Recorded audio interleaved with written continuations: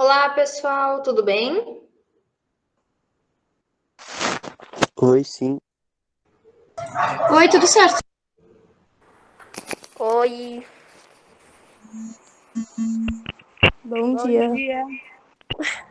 Bom dia, gente. Bom dia. Sejam bem-vindos à Bom nossa dia. Bom dia. dia. Bom dia, prof. Tudo tranquilo? Sim. Tudo tranquilo. Vocês conseguem me ouvir bem? Aham. Sim. Sim. Ótimo. Peguem o material de vocês sobre citologia e membrana plasmática. Já deixem em mãos para fazer as anotações. Pessoal, eu vou começar a compartilhar uma tela com vocês, então, para a gente começar a aula, beleza? Peguem o materialzinho de vocês, quem ainda não pegou. Me avisem quando vocês conseguirem enxergar. Deu, apareceu. Ótimo. Apareceu, prof. Então vamos lá, tá? A gente vai falar um pouquinho hoje sobre membrana plasmática, a gente vai falar então um pouquinho hoje sobre a citologia. O que vem a ser a citologia? Ela é uma ciência que vai ser responsável por estudar toda a questão da célula, a composição dessa célula, né? Qual que é o funcionamento dessa célula? Então, a citologia é responsável por isso, pelo estudo das células e seu funcionamento. Aí, nós temos, ao longo dos anos, né, a gente tem uma linha do tempo, digamos assim, das primeiras descobertas dessa questão da célula. Então, a primeira pessoa a conseguir observar uma estrutura no microscópio e dar um nome de célula foi Robert Hooke, tá? Esse Robert Hooke aqui, ele pegou o microscópio e aí ele começou a analisar a questão de pedacinhos de cortiça. Não sei se vocês sabem o que é cortiça, mas é aquela rolha do vinho. Então, a rolha que vem nos vinhos, ela é feita da árvore corticeira. E essa cortiça, tá? Então, ele pegou um pedacinho dela, colocou no microscópio, e ele conseguia ver que nesse pedacinho de cortiça tinha muitos buracos vazios. E aí ele pensou, pensou, pensou e resolveu chamar, então, esses buracos, tá, de célula. Então, ele deu um nome para aqueles buracos vazios de célula. Porém, o que ele não sabia é que não tinha célula nenhuma ali. O buraquinho que ficou, uma vez, tinha uma célula. Mas no momento que ele olhou, já não existia mais, porque ela já tinha sido degradada, né? Aquele pedaço ali de material já estava morto. Então é por isso que não tinha célula ali. Mas aí ele nomeou, então, aquelas estruturas de célula. Depois, em 1833, tá? Esse botânico, o Robert Brown, ele começou a estudar a célula, a olhar tudo, e aí ele viu uma estrutura bem diferente no interior dela. E aí ele pegou essa estrutura e nomeou de núcleo. Então, ele deu o nome de núcleo para aquela estrutura que ele viu lá no centro daquela célula. Mas você falar em núcleo, você falar em uma outra estrutura da célula, naquela época tinha microscópio, mas não era nada tão avançado como hoje em dia. Então, era tudo mais simples. Não era tão possível assim de observar as coisas, tá? Então, eles nomeavam e mais para frente outras pessoas estudavam, né, com uma tecnologia melhor, conseguiam então observar todas as estruturas mesmo, até dentro do núcleo, o que tinha lá, essas coisas. Então, Robert Hooke foi o primeiro a nomear uma célula. E o Robert Brown, então, ele deu o nome de núcleo para aquela estrutura que estava no centro, lá no interior daquela célula. Depois, lá em 1838, o Matthias Schleiden, e em 1839 o Theodor Schwann, então o Matias ele era botânico e o Theodor ele era um zoólogo, tá? Os dois eram alemães e aí eles começaram a estudar melhor a célula, né? Começaram a estudar então os seres vivos, tudo isso. E aí eles concluíram que todos os seres vivos são compostos por célula, tá? Então, tá? Todos os seres vivos, eles têm uma composição celular, seja planta, seja animal. Que naquela época ainda fungos eram considerados como plantas, tá, gente? Não faz muito tempo que essa classificação separou fungos para um lado e plantas para o outro. Então, naquela época, ainda acreditava-se, né, que os fungos também eram plantinhas. Então, eles concluíram que todos os seres vivos são formados basicamente por células. Eles conseguiram observar aquilo. E isso foi muito importante para o que veio depois, tá? Nessa questão da citologia, da teoria celular que eu vou falar logo para vocês. Aí, em 1855, esse Rudolf Virchow, alguma coisa assim, ele afirmou que as células elas se originavam de uma outra célula, tá? Então, uma célula vem da outra. Como? Ficou, né, meio estranho, digamos assim, ele não conseguia explicar direito, mas ele afirmava, uma célula vem da outra. Tem um processo onde uma célula vai se dividir, né, vai acabar se dividindo em duas, e aí, assim, surgem novas células. Só que foi só em 1878 que o Fleming, ele conseguiu, então, observar esse processo de divisão celular, que nós também vamos estudar esse ano. Como que uma célula se transforma em outra célula? Como que de uma célula surge duas, ou de uma célula surgem 4 novas células? Foi esse Fleming aqui que conseguiu, então, provar aquilo que o Rudolf falou, né? O Rudolf falou que uma célula vinha de outra, e aí, então, nesse ano aqui, ele conseguiu comprovar, então, como que uma célula vem de outra. Então, ele conseguiu ver num microscópio uma célula se dividindo, tá? Ele conseguiu ver todo o processo, como que acontecia. Então, assim, ele conseguiu comprovar aquela teoria anterior. Depois de tudo que foi observado, né, nesses anos de estudo, surgiu, então, o que a gente chama de teoria celular.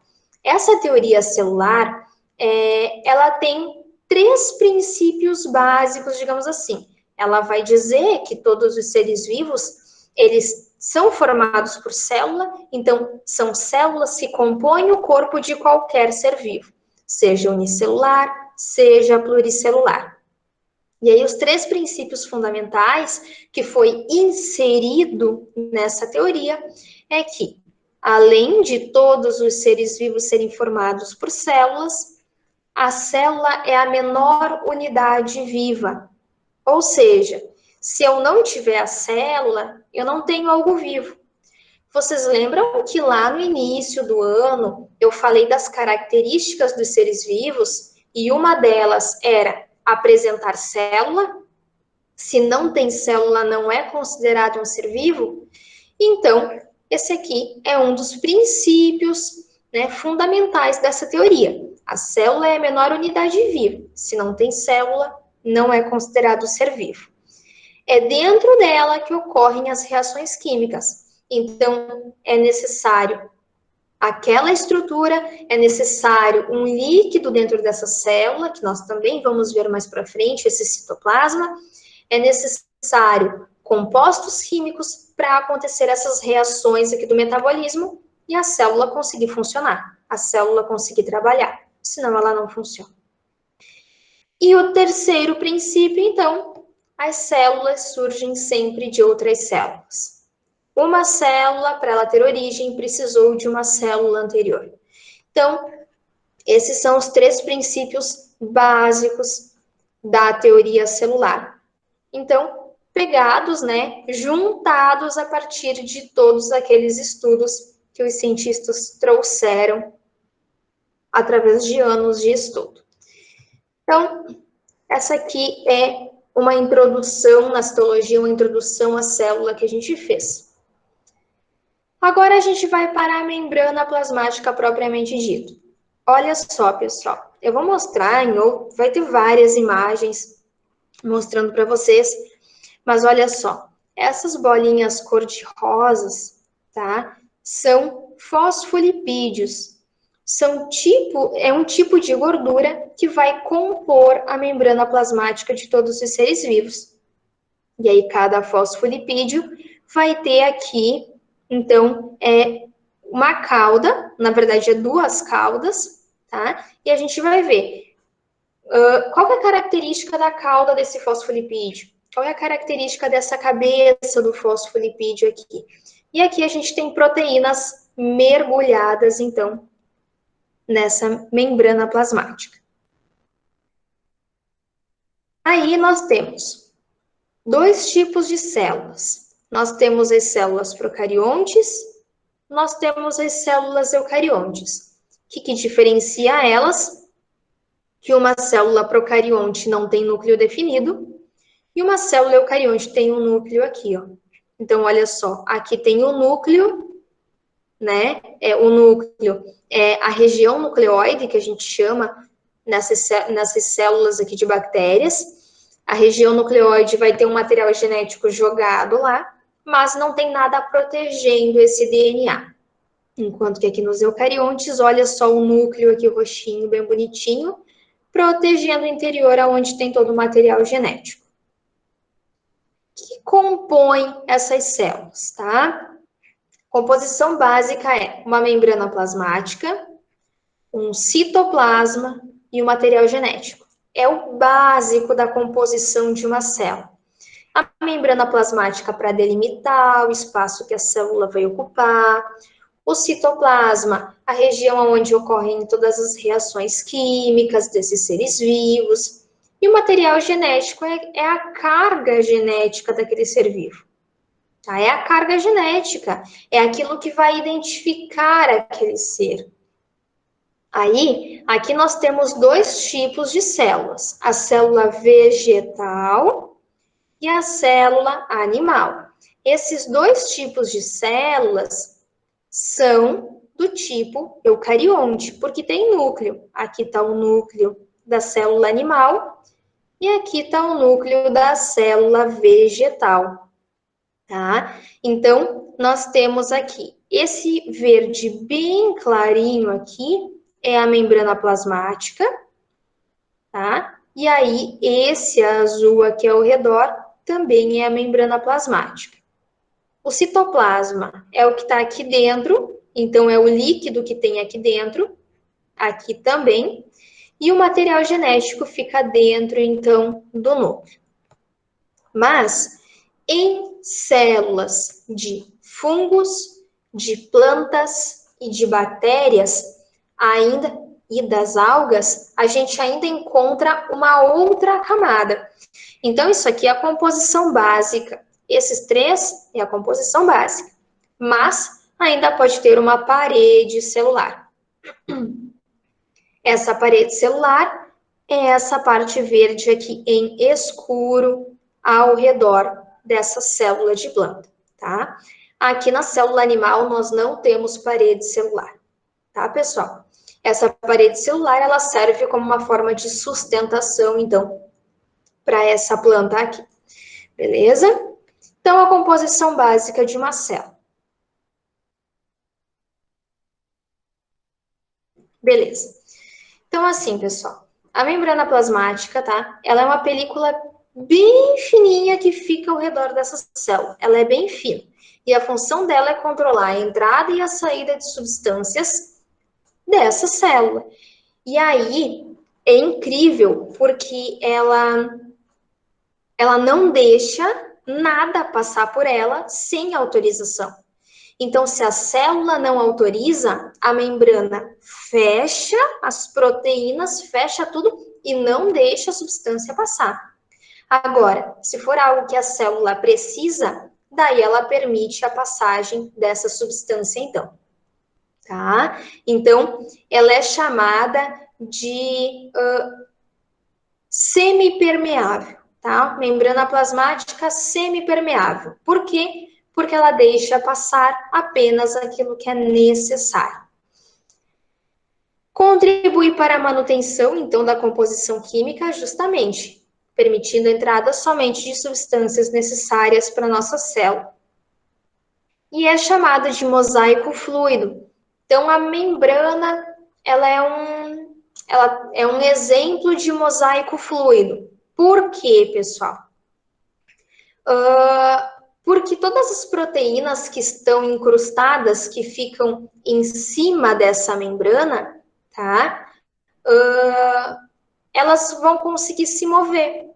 Então, as proteínas, elas não ficam fixas, elas são móveis ali em cima. Como elas conseguem se movimentar, por isso o mosaico fluido. Tá? É um conjunto de várias estruturas que ficam se movendo na membrana. E aí ela é formada, então, por uma dupla camada lipídica. Essa dupla camada lipídica é a parte, então, de gordura que vai ter ali, presente nessa membrana. E aí a gente tem os fosfolipídios. A gente tem os fosfolipídios. Esses fosfolipídios, tá, eles vão ter uma parte polar e uma parte apolar. É o que vai, então, delimitar o lado de fora e o lado de dentro. E a gente tem proteínas inseridas nesses fosfolipídios e a gente tem glicídios, que é um tipo de carboidrato, que são extremamente importantes para dizer que a célula é do meu corpo. Aqui, ó. Então, eu tenho uma dupla camada de lipídios, ó. Aqui tem uma camada e aqui tem outra. E aí, a cauda desses fosfolipídios, elas se encontram aqui na parte amarela. Aqui em cima, a gente consegue ver várias proteínas, ó, que elas estão inseridas nessa membrana plasmática. E vocês conseguem ver essas estruturas pequenininhas aqui, ó, que estão em cima das proteínas, ó. Isso aqui são os glicídios, tá? Junto, o glicídio e a proteína formam uma glicoproteína. Pessoal, qual que é a importância disso aqui, tá? Ela vai ser responsável por identificar que a célula é do meu corpo. Então, se tem uma célula invasora, as minhas células vão se conectar nela e vão perceber que isso aqui é diferente. Então, não é do meu corpo, daí eles tentam destruir aquela célula. Então, aqui, tá? Bicamada lipídica, então, é composta pelos fosfolipídios. Esses fosfolipídios, eles são chamados de molécula anfipática, porque eles têm uma região polar. Não sei se vocês já viram isso em química ou se vocês lembram do nono ano, tá? Uma região polar, quando tem afinidade com a água, então não tem problema de estar em contato com a água, e uma região apolar, quando essa região não tem afinidade nenhuma com a água, ela não quer entrar em contato com a água. Então, a região polar é essa parte de cima, é a cabeça do fosfolipídio. Então, essa partezinha aqui, ela vai ficar em contato com a água, tanto do lado de fora, então, extracelular, lado de fora, e intracelular, lado de dentro. E a cauda é hidrofóbica. A cauda é apolar, ela não gosta de água, ela tem fobia de água, então elas ficam voltadas, tá? Uma para a outra, porque daí elas não têm contato com essa água aqui. Então aqui a gente tem só o exemplo de como que é um fosfolipídio. As proteínas, tá? Tudo isso que eu tô passando para vocês tá no material de vocês. Tá nessa ordem no materialzinho. Então, se vocês pegarem ele e seguindo essa ordem, vocês vão ver que tudo que eu coloquei aqui tá lá. Claro que os desenhos não, os desenhos são outros, mas depois eu também vou deixar daí essa apresentação disponível para vocês. Então, aqui, pessoal, as proteínas a gente tem de dois tipos. A gente tem as proteínas integrais e as proteínas periféricas. As proteínas integrais é aquelas que ficam mergulhadas mesmo, tá? Nessa membrana, que conseguem atravessar a membrana. Então, elas conseguem servir de um canalzinho para as substâncias irem de um lado para o outro dessa célula. Enquanto que as periféricas, elas estão somente na superfície da membrana. São aquelas menorzinhas que ficam, então, em cima dessa membrana plasmática. Função das proteínas, transporte dessas substâncias, tá? E das periféricas, elas vão funcionar como receptoras. Por quê?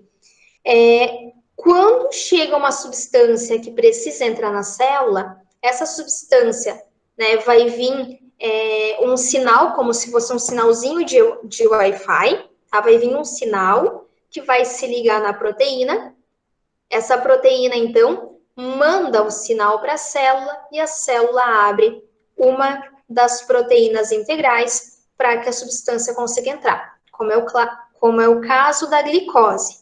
A glicose, ela vem, a insulina que o nosso corpo produz, ou quem é diabético precisa receber injeção de insulina, essa insulina é o Wi-Fi da célula, tá? Recebeu o sinal da insulina na proteína, essa proteína manda o recado para a célula, ó, a insulina se ligou aqui, significa que tem glicose e a gente precisa absorver. Aí a célula abre uma proteína e o açúcar, a glicose, entra dentro dessa célula.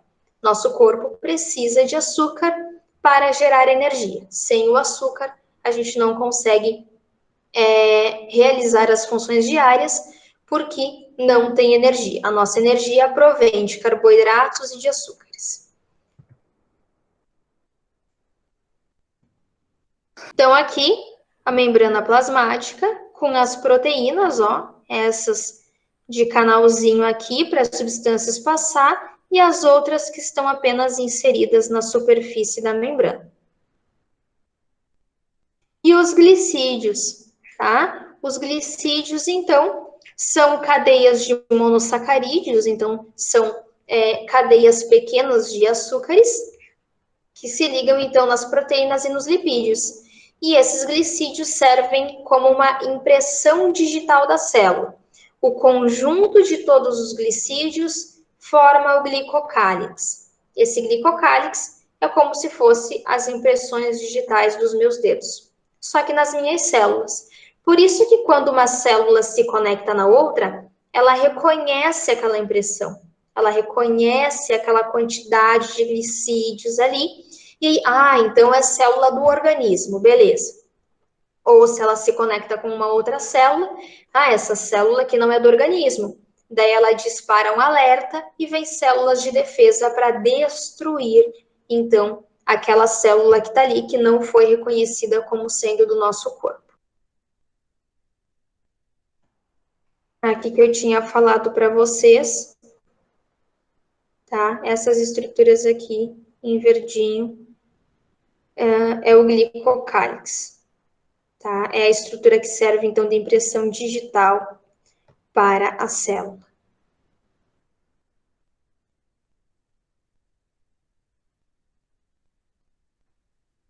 E aí, essa membrana, então, ela tem alguns transportes que acontecem. A membrana tem alguns tipos de transportes que ela permite, tá? Então, a gente tem dois tipos básicos, que é o transporte passivo e o transporte ativo. Qual que é a diferença, tá, desses transportes? No caso do transporte passivo, não tem gasto de energia. Não tem gasto de energia. tá? Então, acontece, por exemplo, do lado que tem mais coisa para o lado que tem menos coisa. É como se fosse vocês no ônibus da Visage. Na parte da frente do ônibus tem muita gente, lá no fundão tá vazio, a tendência é ir para o fundão onde está vazio, tá? Então, esse seria um transporte passivo, sem gasto de energia. Agora, um transporte ativo é quando tem gasto de energia. Eu vou forçar alguma coisa. Eu tô lá na frente, tá vazio, lá no busão, mas lá atrás tá cheio de gente. Ah, mas eu gosto de ficar no fundão, aglomerado, cheio de gente lá, todo mundo suado, se encostando. Vou lá pro fundão. Então, a gente faz uma força, a gente gasta energia para tentar ir para um lugar onde já está cheio. É como se a gente quisesse colocar uma muda a mais de roupa dentro de uma mala que não cabe mais nada. A gente aperta, a gente faz força para colocar essa muda de roupa a mais. Então, isso é gastar energia, isso é um transporte ativo. Nessa imagenzinha aqui de baixo, ó, o transporte passivo é fácil, ocorre de maneira muito fácil, tá? Enquanto que o transporte ativo, eu tenho que gastar energia para realizar ele, para realizar a passagem daquela substância. Aí, nós temos o transporte passivo, tá? De duas maneiras. A gente tem a difusão e a gente tem a osmose. No caso da difusão, eu tenho uma difusão simples e eu tenho uma difusão facilitada. Qual que é a diferença dessas duas difusões? Na difusão simples, as moléculas de gases, moléculas muito pequenas, então o oxigênio, o gás carbônico, elas passam de uma maneira muito tranquila por entre esses fosfolipídios aqui, ó. Tá? Não precisa de proteína, não precisa de nada. Eles conseguem atravessar direto através desses fosfolipídios porque são moléculas extremamente pequenas. Então, a difusão simples, ela ocorre quando a gente está respirando. Então, eu inspiro o oxigênio, expiro gás carbônico. E lá no meu pulmão, lá nos alvéolos, que eu tenho, que são estruturas bem pequenininhas, que são pacotinhos bem pequenininhos que compõem o meu pulmão, é lá que ocorre a passagem, tá? Do oxigênio para a corrente sanguínea e do gás carbônico da corrente sanguínea para o alvéolo, para a gente jogar para fora. Então, aqui não tem gasto de energia nenhum, tá? Não há gasto de energia no caso da difusão simples, tá? Ela vai acontecer muito tranquilamente e vai da onde tem mais para onde tem menos. Então, pensando assim, o meu pulmão está cheio de oxigênio. A minha corrente sanguínea não tem mais oxigênio. Então, o oxigênio sai do pulmão, que tem bastante, e vai para onde não tem, que é a corrente sanguínea. A minha corrente sanguínea está cheia de gás carbônico. Cheia. O gás carbônico sai dali e vem para o pulmão, onde não tem gás carbônico, para eu conseguir jogar para fora. Então, vai da onde tem mais para onde tem menos, tá? A concentração. E a difusão facilitada, eu não estou querendo aumentar a imagem agora, depois eu aumento, para não acontecer de desfocar de novo. Na difusão facilitada, eu tenho a mesma coisa, tá? Eu tenho a passagem, mas aqui não é mais de gases, aqui é moléculas maiores, como a glicose, como o açúcar. E aí, nessa difusão facilitada, a gente chama de facilitada porque as proteínas ajudam.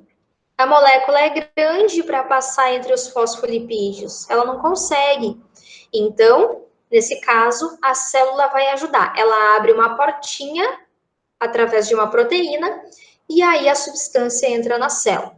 Então, Difusão simples ocorre através dos fosfolipídios e a difusão facilitada tem o auxílio de proteínas, tá? Tem o auxílio dessas proteínas para a passagem das substâncias. Então, aqui na difusão simples, olha só, oxigênio e gás carbônico passando, tá? Livremente através dessa membrana, vai da onde tem mais para onde tem menos. E aqui no caso do sódio, do potássio, do açúcar, do sal, tá? De outros nutrientes, eles atravessam da onde tem mais para onde tem menos, através dessa proteína, então. E o transporte ativo, qual vai ser a diferença? Então, o que eu falei antes para vocês. O passivo não gasta energia, é de boa, enquanto que o ativo tem que trabalhar, ele gasta energia, ele precisa de energia, senão ele não ocorre. Aí, tem um exemplo que é a bomba de sódio e de potássio, tá? O sódio, que é o componente do sal, ele tem que ficar em maior quantidade do lado de fora da célula. Por quê? Como ele compõe o sal, vocês vão entender amanhã que por conta da osmose, se tem muito sal de um lado, a água vai para aquele lado. É a tendência dela. Se tiver muito sódio dentro dessa célula, a célula vai começar a encher de água e é capaz de estourar. Então, por precaução, o sódio tem que ser mantido do lado de fora e o potássio vai ser mantido do lado de dentro dessa célula. Só que o que acontece? Eu falei para vocês que na difusão facilitada, as moléculas das substâncias, elas saem da onde tem bastante para onde tem menos. Qual que é a consequência?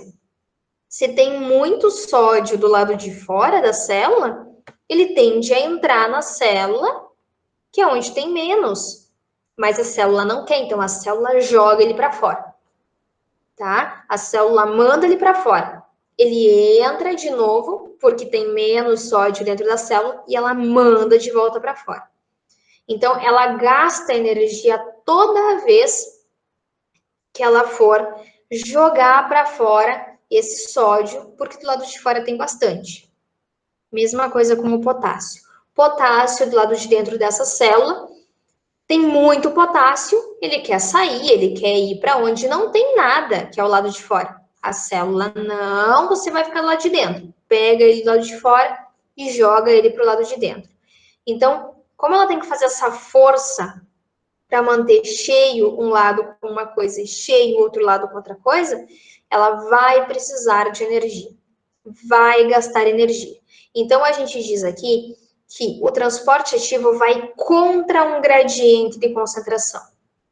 Transporte passivo vai a favor, vai da onde tem mais para onde tem menos. Enquanto que o ativo não. O ativo vai contra o gradiente porque vai da onde tem pouco para onde tem bastante concentração já, tá?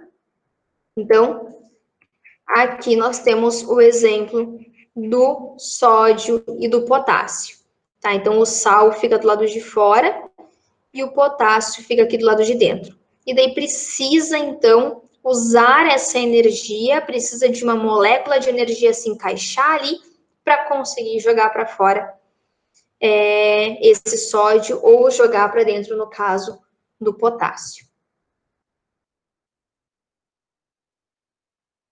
E a gente tem também os transportes através de grandes moléculas, que a gente chama de transportes por vesículas.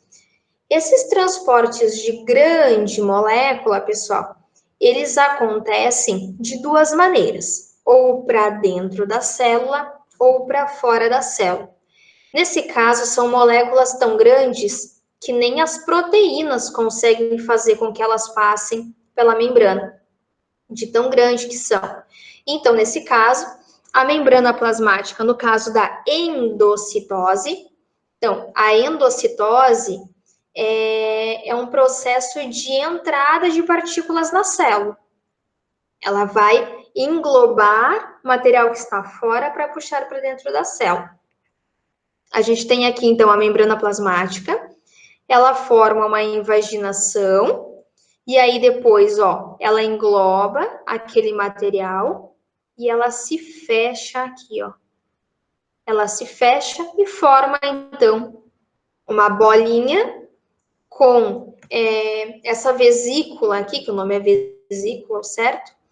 Essa vesícula, então, tem os nutrientes dentro dela, e aí a célula vai fazer a degradação dessas substâncias. A célula agora degradou e sobrou, tá? Sobrou coisa ali que ela não quer, que ela não vai usar. Aí tem o processo de exocitose, que é um processo contrário. Endocitose entra, exocitose sai da célula. Então, o processo de eliminação de substâncias. Isso aqui pode ser restos do metabolismo para ir para o sangue, para ser filtrado, enfim, ou pode ser hormônios.